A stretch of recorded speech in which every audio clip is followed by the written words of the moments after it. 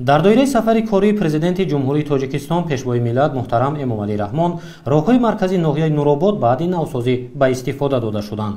бунёди роҳҳои шаҳраки дарбанд дар асоси нақшаи генералии марказии ноҳияи нуробод сурат мегирад. дар кӯчаҳо қубурҳои оҳану битонӣ, чароғакҳои равшанидиҳанда насб карда шуда, ниҳоли дарахтони сояафкан шинонида шудааст. ҳамзамон пиёдароҳ тибқи талабот сафҳолакпӯш гардидааст. якчанд сол пеш яъне ки шаҳраки дарбанд умуман бигем раҳи асфалтпӯш надошт, яъне ки ба роҳҳои сангӣ меомадем, гарду хок, гарди чанг беҳад зиёд буд. ки ҳар ҳафта мисол мо ронандагон мошинҳои худро таъмир мекардем.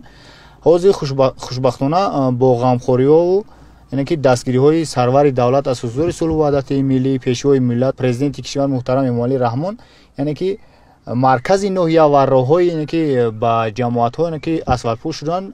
дар маҷмӯъ тақрибан 5 километр роҳҳои шаҳраки дарбанд аз ҷониби муассисаи давлатӣ минтақаи зериобшавандаи нерӯгоҳи барқии обии роғун бунёд гардидааст. ҳамзамон аломатҳои роҳ насб, кабудизор ва чароғон карда шудааст. анҷоми ин тадбир аз ҷониби ҳукумати мамлакат имкон фароҳам овард ки зебогии дучанди маркази ноҳияи нуробод таъмин шавад. ба талаботи замон мувофиқ гаштани имконият барои ҳаракати нақлиёт дар маркази ноҳия ва аз рӯи нақшаи генералӣ идома ёфтани созандагиҳо фараҳи хурду калони ноҳияро дар шабу рӯзи таҷдид аз солгарди истиқлолии давлатӣ афзун намудааст.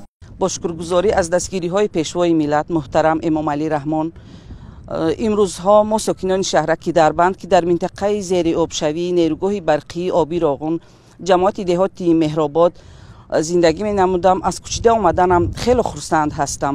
мавзеи барҳаво, хонаҳои замонавӣ, роҳҳои асфалтпӯш ки аз ду ҷониб бо сафолакҳо пиёдароҳрав доранд, ҳусни шаҳракро хеле зебо гардондаанд. мо аз ғамхориҳои пешвои муаззами миллат ифтихор дорем. хурсандии мо занону бонувон ҳадду канор надорад ки дар чунин фазои ободу озод зиндагӣ ва умр ба сар бурда истодаем. мо шукргузорем аз чунин дастгириҳои пешвои муаззами миллат.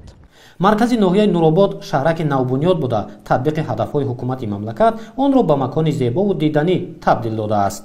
имрӯз хурду калони ноҳияи нуробод бо хушҳолӣ аз самараи сиёсати созандаи роҳбари давлат омодагии худро ҷиҳати саҳмгузорӣ дар ободии диёр ва ҳифзи дастовардҳои истиқлолии давлатӣ таъкид мекунад.